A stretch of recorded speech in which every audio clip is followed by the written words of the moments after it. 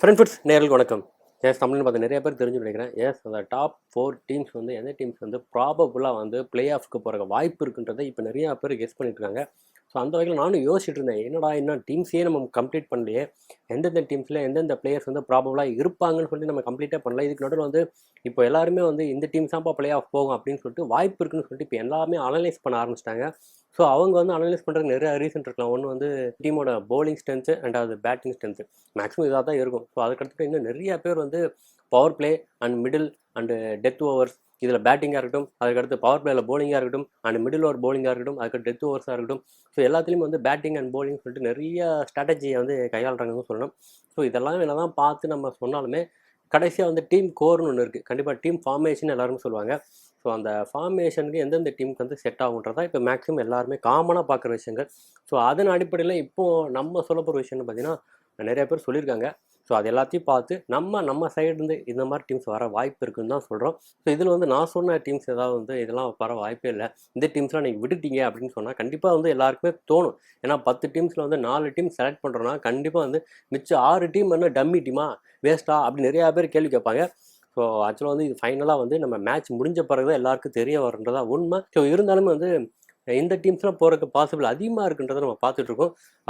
கேட்கும்போது எல்லாருமே சொல்லியிருப்பாங்க, எப்படி தான் நீ வந்து சிஎஸ்கே வந்து குவாலிஃபையர் தான் இப்போ சொல்லுவேன், எங்களுக்கு தெரியாதா, அந்த மாதிரி நிறைய பேர் கேட்பாங்க. அதாவது அதர் டீம் ஃபேன்ஸில் கண்டிப்பாக அதை கேட்பாங்க. ஸோ அதுக்கான ரீசன் நான் சொல்லிடுறேன்.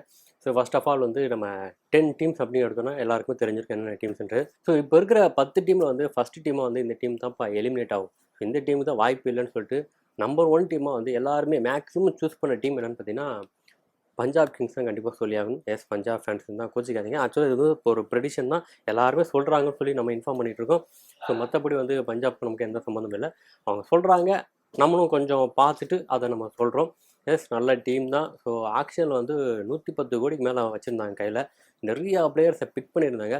இருந்தாலும் அந்த டீம் ஃபார்மேஷன் அப்படி வரும்போது கொஞ்சம் எல்லாருமே யோசிச்சுட்டு இருக்காங்க, இந்த டீமை வச்சுட்டு இவங்க எப்படி ஃபார்ம் பண்ணுவாங்களா அப்படின்னு. ஏன்னா ஆரம்பத்தில் இருந்தே வந்து பஞ்சாபுக்கு அந்த ஒரு குளறுபடி தான் நடந்துகிட்டே இருந்துச்சு.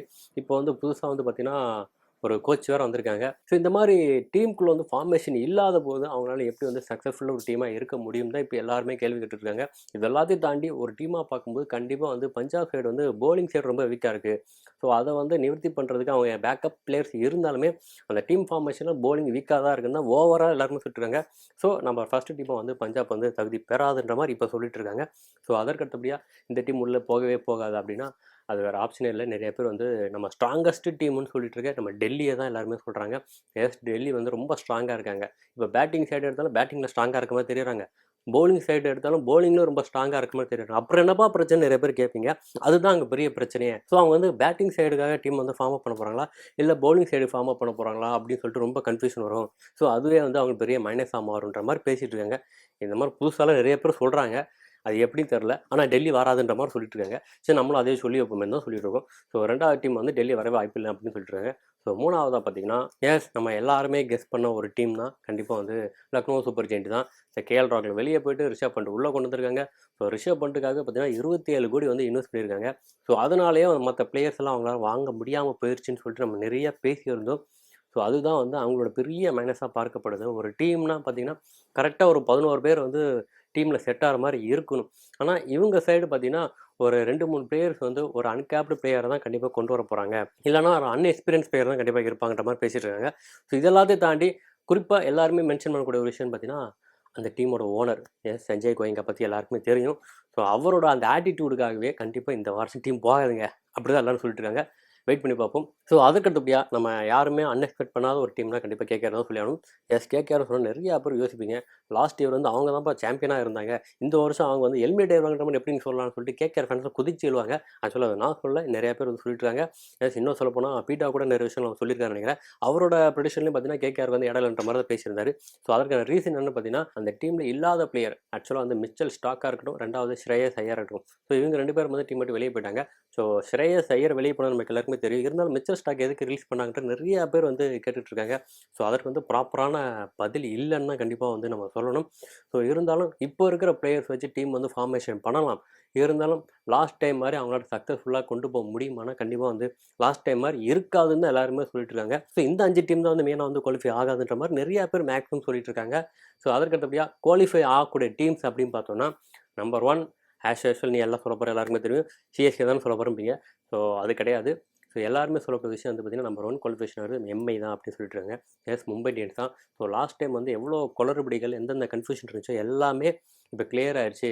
ஸோ இப்போ வந்து ரொம்ப தெளிவா வந்துட்டு இருக்காங்க. ரொம்ப கான்ஃபிடென்ட்டா வராங்க. ஸோ அந்த டீம்ஸ் தான் இப்போ இருக்கிறதுல ரொம்ப டேஞ்சரஸ் டீமா இருக்கு அப்படின்னு நிறைய பேர் சொல்லிட்டு இருக்காங்க. ஸோ அந்த டீம் எப்படி பார்த்தாலும் கண்டிப்பாக குவாலிஃபை ஆயிரும் தான் அப்படி சொல்லிட்டு இருக்காங்க.